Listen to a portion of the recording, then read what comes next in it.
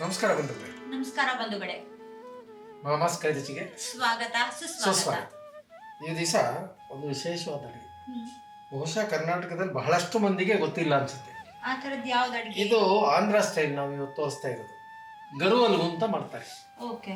ವೈಶ್ಯಾಸನ ಜಾಸ್ತಿ ಮಾಡ್ತಾರೆ. ಆಂಧ್ರ ವೈಶ್ಯಾಸು. ಬಹುಶಃ ನಮ್ಮ ಕರ್ನಾಟಕದ ವೈಶ್ಯಾಸು ಈ ಕೊಟ್ಟು ತಂದು ಮಾಡಿರ್ತಾರಲ್ಲ, ಆಂಧ್ರ ವೈಶ್ಯಾಸ ಹೆಂಗಸರುಗಳನ್ನ ಇಲ್ಲಿಗೆ ತಂದಿರ್ತಾರೆ ಅಥವಾ ಇಲ್ಲಿ ಅಲ್ಲಿ ಹೆಣ್ಮಕ್ಳನ್ನ ಅಲ್ಲಿ ಕೊಟ್ಟಿರ್ತಾರೆ. ಅವ್ರಗಳಿಗೆ ಗೊತ್ತಿರುತ್ತೆ.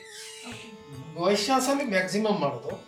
ಬೇರೆಯವರು ಮಾಡ್ತಾರೆ, ಅದನ್ನ ನೋಡ್ಕೊಂಡು ಅಕ್ಕಪಕ್ಕದವರು ನೋಡ್ಕೊಂಡು ಈ ತರ ನೋಡಿ ಕಲಿಯಿಂದ ಬೇಕಾದಷ್ಟು ಮಾಧ್ಯಮಗಳ ಮುಖಾಂತರ, ಅಥವಾ ಈ ಮಾಧ್ಯಮನೇ ಅಂತಲ್ಲ, ಬಾಯಿಂದ ಬಾಯೇ ಮಾಧ್ಯಮ. ಹಾಗಾಗಿ ಅದನ್ನ ಮಾಡ್ತಾರೆ. ಆಂಧ್ರ ಸ್ಟೈಲ್ ಅಡಿಗೆ ಇದು ತುಂಬಾ ಚೆನ್ನಾಗಿರುತ್ತೆ. ಈಗ ನಾವು ಇಲ್ಲಿ ಎಣ್ಣೆ ಕಾಯಕ್ಕೆ ಇಟ್ಬಿಡೋಣ, ಯಾಕೆಂದ್ರೆ ಇಲ್ಲಿ ಪ್ರೋಸೆಸ್ ಆಗೋದು ನಿಧಾನಕ್ಕೆ ಎಣ್ಣೆ ಕಾಯ್ತಾ ಇರಲಿ. ನೋಡಿ, ಸ್ಟವ್ ಹಚ್ಚಿ ಎಣ್ಣೆ ಹಾಕ್ಬಿಡೋಣ.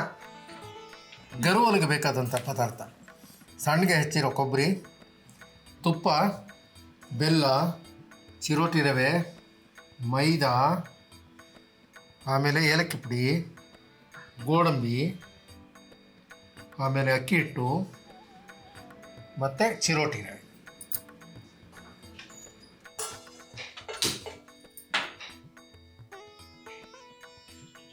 ಸಣ್ಣ ಮಾಡಿಟ್ಟಿರ್ತೀನಿ, ನಿಧಾನ ಕಾಯ್ತಾ ಇರಿ.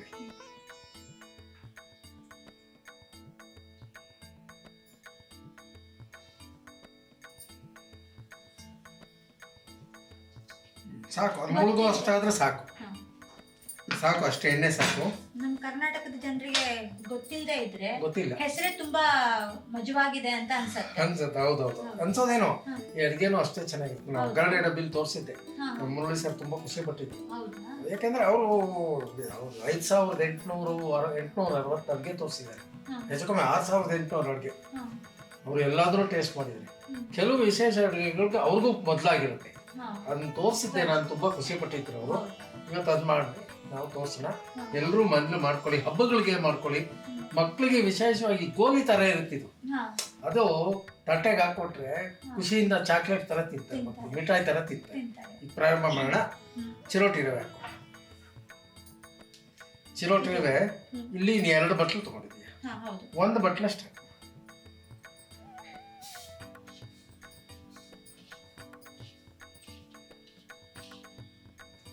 ಇನ್ನು ಸ್ವಲ್ಪ ಹಾಕೋದು, ಸಾಕು. ಈಗ ಅರ್ಧ ಬಟ್ಲು ತೆಗೆದಿದ್ದೀವಿ. ಇದಕ್ಕೊಂಚೂರು ಅರಿಶಿನ, ಜಾಸ್ತಿ ಬೇಡ, ಇನ್ನೊಂಚೂರು ಹಾಕ್ಬೋದು. ಅರಿಶಿನ ಶುಭದಿಂದ ಪ್ರಾರಂಭ ಮಾಡೋಣ ಅಂತ ಅಷ್ಟೇ, ಆಯ್ತಾ? ಆಮೇಲೆ ಮೈದಾ 1 ಬಟ್ಲು, ಸಣ್ಣ ಬಟ್ಲು. ಈಗ ಚಿರೋಟಿ ರವೆ ನಾವು ಎಷ್ಟು ಹಾಕಿದೀವೋ ಅದರ 1/4 ಭಾಗ ಸಾಕು. ಅಕ್ಕಿ ಹಿಟ್ಟು, ಮೈದಾ ಬೈಂಡಿಂಗ್ಗೆ ಅಕ್ಕಿ ಹಿಟ್ಟು ಗರಿ ಕೊಡುತ್ತೆ, ಕ್ರಿಸ್ಪ್ನೆಸ್ ಕೊಡುತ್ತೆ. ಅದಕ್ಕೋಸ್ಕರ ಚಿರೋಟಿ ರವೆನೂ ಕ್ರಿಸ್ಪ್ನೆಸ್ ಕೊಡುತ್ತೆ. ಇದು 1/4 ಬಟ್ಲು ಅಕ್ಕಿ ಪೂರ್ತಿ ಹಾಕ್ಬೋದಾ? ಸ್ವಲ್ಪ 1/4 ಬಟ್ಲು ಹಾಕ್ಬೋದು. ನಾವೇ ಜಾಸ್ತಿ ತಗೊಂಡಿವಿ. ಒಂದು ಅರ್ಧ ಬಟ್ಲು, ಸಣ್ಣ ಬಟ್ಲು ಅಂತ. ಈಗ ಚಿರೋಟಿ ರವೆ 150 ಗ್ರಾಮ್ ಹಾಕಿದ್ದೀವಿ. ಒಂದು 25 ಗ್ರಾಮ್ ಮೈದಾ ಹಾಕಿದ್ದೀವಿ. ಆಮೇಲೆ ಅಕ್ಕಿ ಹಿಟ್ಟು ಒಂದು 25 ಗ್ರಾಮ್ ಅಳತೆ ಪ್ರಮಾಣ. ಇದಕ್ಕೆ 2 ಸ್ಪೂನ್ ಸ್ವಲ್ಪ ಅರಿಶಿನ ಪುಡಿ ಹಾಕೊಂಡಿದ್ದೀವಿ. ಈಗ ತುಪ್ಪ, ಆ ಕ್ರಿಸ್ಪ್ನೆಸ್ ಕೊಡೋದಕ್ಕೆ ಮತ್ತೆ ಹೊಳ್ಳಾಗಿ ಬರ್ಬೇಕಲ್ಲ, ಗಟ್ಟಿ ಆಗ್ಬಾರ್ದು. ಈಗ ಅಗಿತಾ ಇದ್ರೆ ಕ್ರಿಸ್ಪ್ನೆಸ್ ಇರ್ಬೇಕು, ಕರುಮ್ ಬರ್ಬೇಕು. ಅದಕ್ಕೋಸ್ಕರ ಸಾಕು. ದೊಡ್ಡ ಚಮಚ 1 ಚಮಚ, ಇನ್ನೊಂದು ಅರ್ಧ ಚಮಚ, ಅಷ್ಟು ಬೇಡ. ಸಾಕು. ತುಪ್ಪ ನಿಮಗೆ ಬೇಡ ಅಂದ್ರೆ ರಿಫೈಂಡ್ ಆಯಿಲ್ ಅಲ್ಲಿ ಕಲ್ಸ್ಕೊಬೋದು. ಬೆಣ್ಣೆ ಹಾಕಿದ್ರೆ ಮೆತ್ತಗಾಗುತ್ತೆ, ಬೆಣ್ಣೆ ಬೇಡ. ರಿಫೈಂಡ್ ಆಯಿಲ್ ಅಥವಾ ತುಪ್ಪ. ಗರಿಗರಿಯಾಗಿ ಬರಬೇಕು ಅಂದ್ರೆ ತುಪ್ಪ ಹಾಕಬೇಕು. ಇನ್ನೂ ಡಾಲ್ಡಾ ಹಾಕಿದ್ರೆ ಇನ್ನೂ ತುಂಬಾ ಗರಿಯಾಗಿ ಬರುತ್ತೆ. ಬಟ್ ನಾವು ಡಾಲ್ಡಾ 100% ನಾವು ಯಾವುದೇ ಅಡುಗೆಗೆ ಉಪಯೋಗಿಸ್ತೀವಿ. ಸರಿ, ಇದನ್ನ ಕೈಯಿಂದಾನೆ ಕಲ್ಸೋದು. ನೀರು ಹಾಕೋ. ನಾ ಈ ಕಡೆಗೆ ಬರ್ತೀನಿ, ಇಲ್ಲೇ ಇಟ್ಕೋಬೇಕಾದ್ರೆ ನಿಮ್ಗೆ ಹೆಂಗ್ ಅನುಕೂಲ.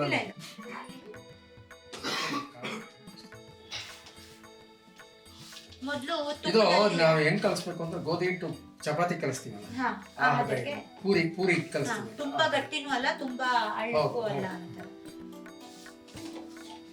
ನಾವು ಸೋಡಾ ಯೂಸ್ ಮಾಡಲ್ಲ. ಸೋಡಾ ಬೇಕು ಅಂದ್ರೆ ಹಾಕೋಬಹುದು, ಬೇಡ ಅಂದ್ರೆ ಬೇಡ. ಸೋಡಾ ಹಾಕಿದ್ರೆ ಏನಾಗುತ್ತೆ ಅಂದ್ರೆ ತುಂಬಾ ಓಪನ್ ಆಗ್ಬಿಡುತ್ತೆ, ಜಾಸ್ತಿ ಹಾಕ್ಬಿಡ್ತಾರೆ. ಅದರಿಂದ ಹಾಕದೇ ಇರೋದೇ ಉತ್ತಮ. ಇದು ಮೊದಲು ತುಪ್ಪದಲ್ಲಿ ಎಲ್ಲ ಚೆನ್ನಾಗಿ ಚೆನ್ನಾಗಿ ಮಿಕ್ಸ್ ಮಾಡಿಬಿಟ್ಟು ಚೆನ್ನಾಗಿ ಅದನ್ನ ಒಳ್ಳೆ ಹದವಾಗಿ ನಾವು ಚಪಾತಿ ಕಲಿಸ್ತೀವಿ ಕಲಿಸ್ತೀವಲ್ಲ. ಹಂಗೆ ಕಲಿಸೋದು. ಇದು ನೋಡಕ್ ಬಣ್ಣನೇ ತುಂಬಾ ಚೆನ್ನಾಗಿ ಕಾಣ್ತಾ ಇದೆ ಅಲ್ವಾ? ಅಟ್ರಾಕ್ಟಿವ್ ಆಗಿದೆ. ತರ ಹೊಂಬಣ್ಣ ಬಂದಿದೆ. ಹೊಂಬಣ್ಣ ಸವರನ್ ಕಲರ್ ಅಂತ ಚಿನ್ನದ ಕಲರ್. ಬಣ್ಣ ಈಗ ಕಲಿಸ್ಬಿಡುತ್ತೆ. ಈಗ ಒಳ್ಳೆ ಅದ್ಭುತವಾಗಿ ಕಲಿಸಿ ಹೈ ಕ್ಲಾಸ್ ಕಲಿಸಿದೀವಿ ಬಿಟ್ರ. ಈಗ ಇದನ್ನ ಒಂದು ಪ್ಲಾಸ್ಟಿಕ್ ಕವರ್ಲೋ ಒದ್ದೆ ಬಟ್ಟೆಲೋ ಒಂದು ಅರ್ಧ ಗಂಟೆ ಕಟ್ಟಿಟ್ಬಿಟ್ಟು ಆಮೇಲೆ ಶುರು ಮಾಡೋಣ. ಅರ್ಧ ಗಂಟೆ ಬಿಟ್ಟು ನಾವು ಶುರು ಮಾಡೋಣ. ಕಟ್ಟಿಟ್ಬಿಡ್ಬಿಟ್ಟು ಅಥವಾ ಮುಚ್ಚಿಟ್ಟು ಸಾಕು. ಹಾಂ,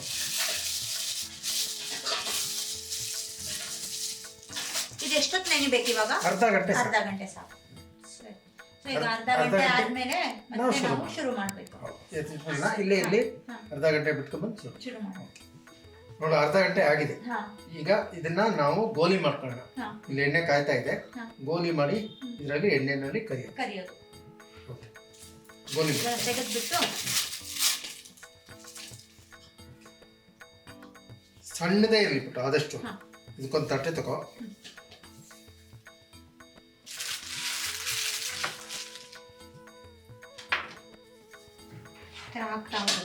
ಹಾಂ, ಆದಷ್ಟು ಸಣ್ಣ ಇರಲಿ. ಬೇಯೋದು ಚೆನ್ನಾಗಿ ಬೇಯುತ್ತೆ. ಮಕ್ಕಳಿಗೂ ತಿನ್ನೋದಕ್ಕೂ ಚೆನ್ನಾಗಿರುತ್ತೆ. ಬೆಲ್ಲ ಚೆನ್ನಾಗಿ ಕುಡಿಯುತ್ತೆ. ಇದು ಕೆಲವರೆಲ್ಲ ಪಾಕ ಅದೆಲ್ಲ ಚೆನ್ನಾಗಿ ಹೀರ್ಕೊಳ್ಳಿ ಅಂತ ಹೇಳಿ ಸ್ವಲ್ಪ ತೂತ್ ಮಾಡೋದು ಅದು ಮಾಡೋಣ. ಉಂಡೆ ಆಗ್ಬಿಡ್ಲಿ. ಉಂಡೆ ಆದ್ಮೇಲೆ ಮಾಡಿಡ್ಲಿ. ಅದು ಕರಿಯೋವಾಗ ಒಡೆದೋಗಲ್ವಾ ಆ ಥರ ತೂತ್ ಮಾಡಿದ್ರೆ? ಇಲ್ಲ, ಒಡೆಯಲ್ಲ. ಒಳಗಡೆ ಚೆನ್ನಾಗಿ ಬೇಯುತ್ತೆ. ಆಮೇಲೆ ಏನಾಗುತ್ತೆ ಅಂದ್ರೆ ನಾವು ತೂತ್ ಮಾಡದೆ ಹೋದ್ರೆ ಆ ಬೆಲ್ಲ ಎಳ್ಕೊಳ್ಳಲ್ಲ. ಅಂದ್ರೆ ತುಂಬಾ ಹೊತ್ತು ಬೇಕಾಗತ್ತಲ್ವಾ ಅದು ಪಾಕ ಹೀರ್ಕೊಳ್ಳೋಕೆ? ನೋಡಿ ಈ ತರ ತೂತ್ ಮಾಡಿ ಇಟ್ಕೊಂಡ್ರೆ ಒಳಗಡೆ ಚೆನ್ನಾಗಿ ಪರಿಪಕ್ವವಾಗಿ ಬೇಯುತ್ತೆ. ಹಾಗೆ ಪಾಕಕ್ಕೆ ಹಾಕಿದಾಗ ಪಾಕ ಒಳಗಡೆ ಚೆನ್ನಾಗಿ ಕುಡಿಯುತ್ತೆ. ಸ್ವಲ್ಪ ಆಳವಾಗೆ ತೂತ್ ಬಿಟ್ಟ. ಈಗ ಇಲ್ಲಿ ಎಣ್ಣೆ ಕಾಯಕ್ಕೆ ಇಟ್ಟಿದ್ವಿ. ಇದನ್ನ ಈ ಕಡೆಗೆ ಇಲ್ಲಿ ಆಫ್ ಮಾಡಿದೀನಿ. ಈಗ ಈ ಕಡೆಗೆ ಶಿಫ್ಟ್ ಮಾಡ್ಕೊಳ್ಳೋಣ. ನಿಂಗೆ ಹತ್ರ ಆಗಲಿ, ಸುಲಭ ಆಗಲಿ ಅಂತ ಸಣ್ಣ ಮಾಡೋಣ ಸ್ವಲ್ಪ. ಈಗ ಎಣ್ಣೆ ಶಿಫ್ಟ್ ಮಾಡ್ತೀನಿ ಇಲ್ಲಿಗೆ. ಎಣ್ಣೆ ಕಾದಿದೆ. ಇದನ್ನ ನಿಧಾನಕ್ಕೆ ಬಿಟ್ಕೊಂಡ್ಬಿಡೋಣ. ನೀನು ಬಿಡು. ನಾವದು ತೂತ್ ಮಾಡಿರೋದು ಹೌದು ಉಂಡೆಗಳನ್ನ ಮಾಡ್ಕೊಂಡು ಇದನ್ನ ಹಿಟ್ಟನ್ನ ರೆಡಿ ಮಾಡಿ ಇಟ್ಕೊಂಡಿದೀವಿ. ತೂತ್ ಯಾಕೆ ಮಾಡಿದೀವಿ ಅಂದ್ರೆ ನಾವು ಅದು ಎಣ್ಣೆ ಚೆನ್ನಾಗಿ ಬೇಯಲಿ. ಆಮೇಲೆ ಬೆಂದ ಮೇಲೆ ಪಾಕ ಕುಡಿಯುತ್ತೆ ಚೆನ್ನಾಗಿ.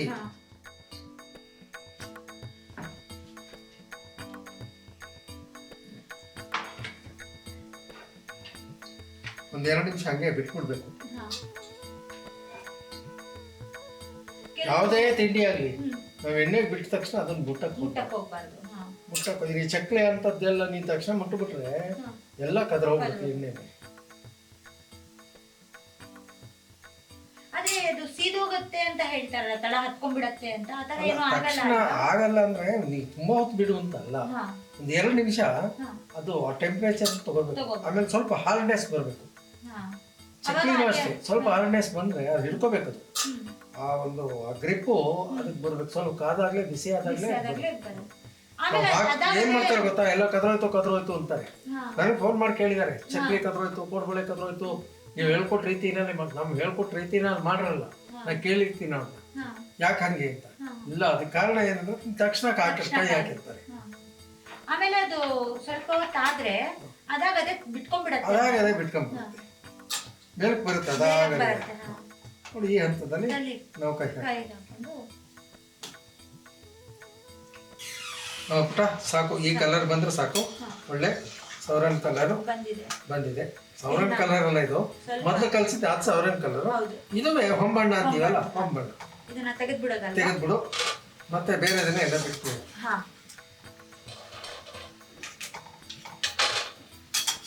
ಅದು ತೆಗಿಯುವಾಗ ಅದು ಗರ್ಗರಿ ಆಗಿದೆ ಅನ್ನೋದಕ್ಕೆ ಹೆಂಗೆ ಸೌಂಡ್ ಬರ್ತಾ ಇದೆ ಆ ಸ್ಟೀಲ್ ನಾವು ಪಾತ್ರೆಗೆ ಏನ್ ಸುರಿತೀವಿ ಹಾಕ್ತಿವಲ್ಲ, ಕಣ ಕಣ ಅಂತ ಬರಬೇಕು ಸೌಂಡ್. ಇಲ್ಲ ಅಂದ್ರೆ ನಿಮ್ ಬೆಂದಿಲ್ಲ ಅಂದ್ರೆ ಈ ಸೌಂಡ್ ಬರೋದೇ ಇಲ್ಲ. ಕೊಡ್ಬಿಟ್ಟು ಅದು ಕೊಟ್ಬಿಡು, ಹಾಕ್ಬಿಡೋಣ.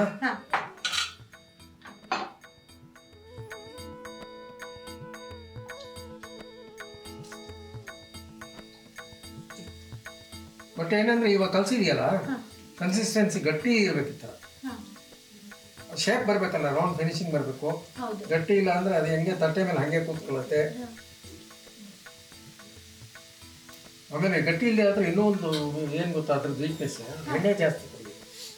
ಈ ಕೋಡ್ಬಳೆ ಚಕ್ಲಿ ಎಲ್ಲ ಈ ಗಟ್ಟಿ ಕಲಸಿ ಕೋಡ್ಬಳೆ ಮಾಡು, ಚಕ್ಲಿ ಮಾಡು, ಎಣ್ಣೆ ಜಾಸ್ತಿ ಕುಡಿ. ಬೇಕಾದ್ರೆ ಪರೀಕ್ಷೆ ಮಾಡು. ಮಾಡ್ತೀನಿ.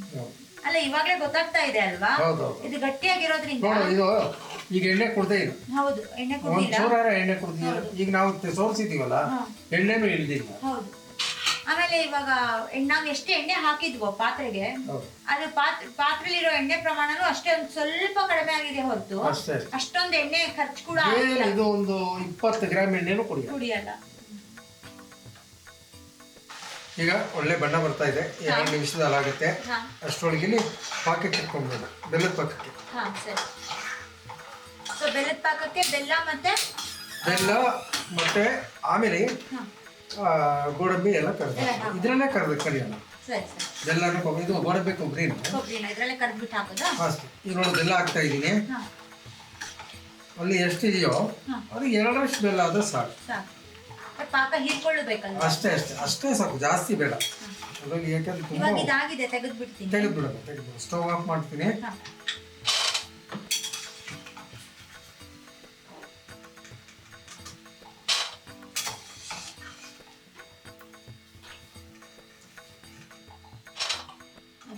ತೆಗೆದ್ಬಿಟ್ಟು ಎಣ್ಣೆಯಿಂದ ತೆಗೆದು ಪಾತ್ರೆಗೆ ಹಾಕುವಾಗ ಬರೋ ಸೌಂಡ್ ಇದೆಯಲ್ಲ, ಕೇಳಕ್ಕೆ ಎಷ್ಟು ಚೆನ್ನಾಗ್ ಅನ್ಸತ್ತೆ. ಅದು ಅಡಿಗೆ ಹಿತವಾಗಿರುತ್ತೆ. ಅಡಿಗೆ ಮಾಡಿದಾಗ ಆಮೇಲೆ ಆ ಕಿವಿಗೆ ಗೊತ್ತು ಇದೆ ಬೆಂದಿದೆ, ಬರೀ ಕಣ್ಣಿಗಲ್ಲ, ಕಿವಿಗೆನಲ್ಲಿ ನಾವು ಕೇಳೋದ್ರಲ್ಲೇ ಅರ್ಥ ಆಗುತ್ತೆ ಇದು ಬೆಂದಿದೆ ಇದು ಬೆಂದಿದೆ. ಹೌದು. ಇವಾಗ ಈಗ ನನಗೆ ನೀರು ಕೊಟ್ಟು ನೋಡ್ದಲ್ಲಿ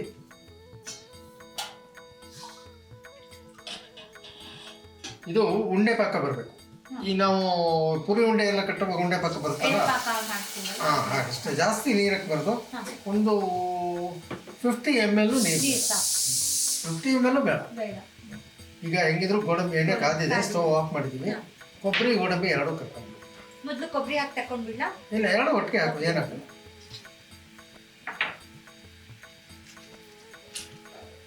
ಎಣ್ಣೆ ಏನು ಕಾದಿರುತ್ತೆ ಅದರಲ್ಲೇ ಬೆಂದ್ಬಿಡುತ್ತೆ, ಅದಕ್ಕೆ ಸೇರಿಸ್ಬಿಡುತ್ತೆ. ಸರಿ.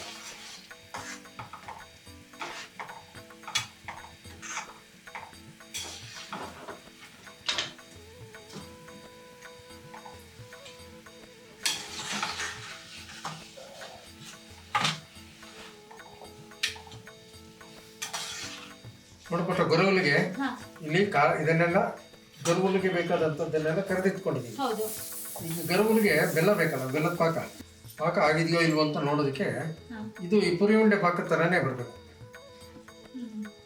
ಈಗ ಬೆಲ್ಲ ಇದಕ್ಕೆ ಹಾಕಿದ್ವಲ್ವಾ ಕರಗಿದ್ದನ್ನ, ನೋಡಿಲಿ ಈ ಗುಂಡೆ ಹೆಂಗ್ ಬಂತು ನೋಡಿ, ಆಯ್ತಾ? ನಾರು ಬರ್ಬೇಕು. ಇಲ್ಲಿ ನೋಡಿ ನಾರು ಬಂದಿದೆಯಲ್ಲ, ಈಗ ಆಗಿದೆ. ಇಲ್ಲಿ ಆಫ್ ಮಾಡ್ತೀನಿ. ಈ ಕಾಳನ್ನ ಇದಕ್ಕೆ ಹಾಕ್ಬಿಡ್ಬೇಕು.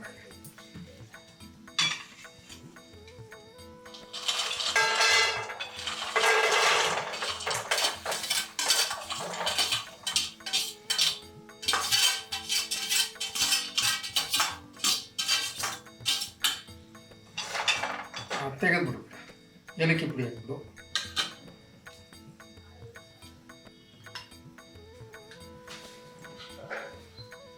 ಸಾಕು. ಒಂದು 1/4 ಟೀ ಸ್ಪೂನು ತುಪ್ಪ, ಜಾಸ್ತಿ ಬೇಡ, ಪರಿಮಳಕ್ಕೋಸ್ಕರ ಮಾತ್ರ. ಸಾಕು. ಈಗ ಪಾಕ ಆಗಿದೆ, ಪಾಕ ಹಾಕ್ಬಿಡ್ತೀನಿ.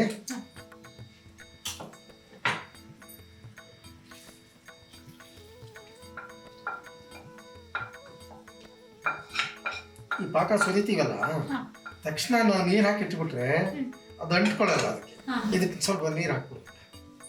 ಈಗ ಗರುವಲಿಗೆ ಪಾಕ ಹಾಕಿದೀವಿ.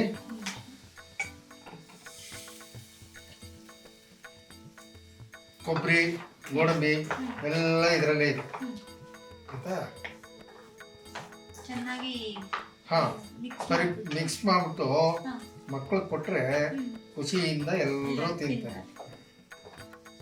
ಚೆನ್ನಾಗಿ ಮಿಕ್ಸ್ ಮಾಡಿ. ನೋಡಕ್ಕೆ ಒಳ್ಳೆ ಈ ನಾವು ಚಿಕ್ಕವರಿದ್ದಾಗ ಸಿಗ್ತಾ ಇತ್ತು ಅಂಗಡಿಗಳಲ್ಲಿ ಪೆಪ್ಪರ್ಮೆಂಟ್ ತರ ಗೋಧಿ ಪೆಪ್ಪರ್ಮೆಂಟ್ ಆ ತರಾನೇ ಅದ್ರ ಒಳಗಡೆಗೆಲ್ಲ ಒಂಥರ ಸಕ್ಕರೆ ಪಾಕ ಇರೋ ತರ ಇರ್ತಾ ಇತ್ತು. ಅದೇ ತರ ನೋಡು ಈ ಹಾಕುವಂತ ಹೋಟ್ಲೆಲ್ಲ ಇದ್ರಲ್ಲೆಲ್ಲ ಪೆಟ್ಟಿಗೆ ಅಂಗಡಿಗಳಲ್ಲಿ ಮಾಡ್ತಾರೆ. ಹಿಂದೆ ನಮ್ಮ ಕಾಲದಲ್ಲಿ 5 ಪೈಸಕ್ಕೆ ಒಂದು ಸಿಗೋದು, ಆಮೇಲೆ 10 ಪೈಸೆ ಆಯ್ತು, 20 ಪೈಸೆ ಆಯ್ತು. ಅದು ಇದೆಲ್ಲ ಬಂದಿರೋದು ತಮಿಳ್ನಾಡು, ಆಂಧ್ರ ಇದ್ರಲ್ಲಿ. ಈ ಕಡಲೆಕಾಯಿ ಮಿಠಾಯಿ, ಕಡಲೆಕಾಯಿ ಉಂಡೆ, ಈ ಟಾಫಿಗಳು ತಮಿಳಿಯನ್ಸು ಅದರಲ್ಲೆಲ್ಲ ಬಹಳ ಎಕ್ಸ್ಪರ್ಟ್ಸ್. ಬೆಂಗಳೂರಿನಲ್ಲೂ ತುಂಬಾ ಶಾಪ್ಸ್ ಇದೆ. ಇದ್ರ ಹತ್ರ ಮಾಗಡಿ ರೋಡಲ್ಲಿ ಒಂದು ನಾನು ಹೋಗಿದ್ದೆ, ಯಾರು ಕರ್ಕೊಂಡು ಹೋಗಿದ್ರು. A to Z ಮಿಕ್ಸ್ಚರ್ ಇಂದ ಹಿಡಿದು ಪ್ರತಿಯೊಂದು ಮಾಡ್ತಾರೆ ಆಯ್ತಾ. ಅವ್ರದೇ ಶೈಲಿಯಲ್ಲಿ ಎಲ್ಲ ಮಾಡ್ತಾರೆ. ಈ ತರ ಮಿಠಾಯಿಗಳು ಪ್ರತಿಯೊಂದನ್ನು ಒಂದೊಂದು ಕೆಜಿ ಬಾಟ್ಲಿಗೆ ಹಾಕಿ ಬಾಟ್ಲಿ ಸಮೇತಾನೆ ಕೊಡ್ತಾರೆ. ಈ ಟಾಫಿಗಳು, ಮಿಠಾಯಿಗಳು, ಈ ತರ ಚಕ್ಲಿ ಇಂಥದ್ದನ್ನೆಲ್ಲ ಸಣ್ಣ ಸಣ್ಣ ಚಕ್ಲಿಗಳು ಎಲ್ಲ ಮಾಡ್ತಾರೆ ಅವರು. ಅಂದ್ರೆ ನಮ್ಮ ಶೈಲಿ ಬೇರೆ, ಅವ್ರ ಶೈಲಿ ಬೇರೆ. ಯಾಕಂದ್ರೆ ಕಮ್ಮಿ ರೇಟ್ ಕೊಡ್ಬೇಕಲ್ಲ ಅವರು. ಕಮ್ಮಿ ರೇಟ್ ಕೊಡದೆ ಹೋದ್ರೆ ಅವ್ರಿಗೂ ವರ್ಕೌಟ್ ಆಗಲ್ಲ. ಈಗ ನೋಡಿ ರೆಡಿ ಇದೆ ಪುಟ.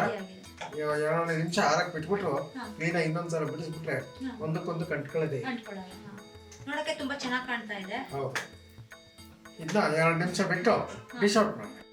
ಬಂಧುಗಳೇ, ಈ ದಿವಸ ಒಳ್ಳೆ ಅದ್ಭುತವಾದ ಗರುವಲು ರೆಡಿಯಾಗಿದೆ. ಆಂಧ್ರ ಸ್ಟೈಲ್ ಗರುವಲು ರೆಡಿಯಾಗಿದೆ. ನೀವು ಮಾಡ್ಕೊಳ್ತೀನಿ.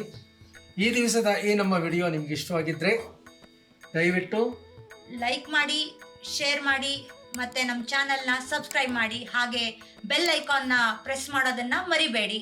ನಮ್ಮ ಎಲ್ಲ ನೋಟಿಫಿಕೇಶನ್ಗಳು ನಿಮಗೆ ಕಾಲಕ್ಕೆ ಸಿಗತ್ತೆ. ಅದನ್ನ ನೋಡ್ಬಿಟ್ಟು ಅಡಿಗೆ ಮಾಡಿಕೊಂಡು ನೀವು ಸವಿರಿ, ನಿಮ್ಮ ಮನೆಯವ್ರಿಗೂ ಸವಿಯಾಗಿ ಕೊಡಿ.